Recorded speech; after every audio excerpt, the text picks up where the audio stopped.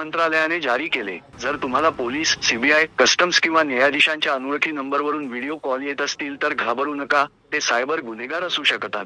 राष्ट्रीय cyber helpline क्रमांक 1930 वर त्वरित त्यांची तक्रार करा.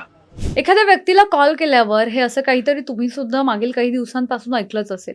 त्याचं कारणही तितकंच महत्त्वाचं आहे. पुणे शहरात मागील 1 वर्षापासून नागरिकांची तब्बल 6 कोटींहून अधिक आर्थिक फसवणूक झाली आहे. त्यामुळे जनजागृतीसाठी सायबर पोलिसांकडून ही वॉर्निंगसाठीची एक ऑडिओ क्लिप व्हायरल केली जाते.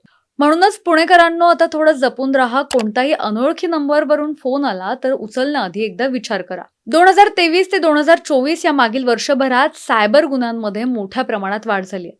फक्त पुणे शहरातील तक्रारी बघायच्या तर तब्बल 38,000 तक्रारी ह्या एका वर्षभरात नोंदवल्या गेल्या.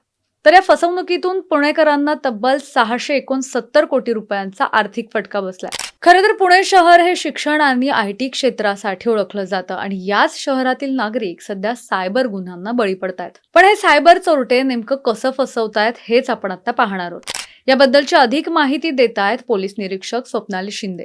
चला तर पाहूयात सायबर गुन्हेगारीबद्दल त्या काय म्हणतात. ही आकडेवारी पुणे शहरातली आहे. पिंपरी चिंचवड आणि पुणे ग्रामीणमध्ये सुद्धा अशी सायबर फसवणूक मोठ्या प्रमाणात झाली आहे. पिंपरी चिंचवड शहरात सायबर गुन्हेगारीच्या जवळपास 27,000 तक्रारी दाखल झाल्या, तर यामध्ये 429 करोड रुपयांची आर्थिक फसवणूक झाली आहे. पुणे ग्रामीण, पुणे शहर आणि पिंपरी चिंचवडमध्ये एकूण 1161 कोटी रुपयांची फसवणूक झाली आहे. तर आजची ही माहिती तुम्हाला कशी वाटली आणि तुमची सुद्धा अशी फसवणूक झाली आहे का? तुमच्या तक्रारींचं निवारण झालंय का? आम्हाला कमेंट बॉक्समध्ये नक्की कळवा.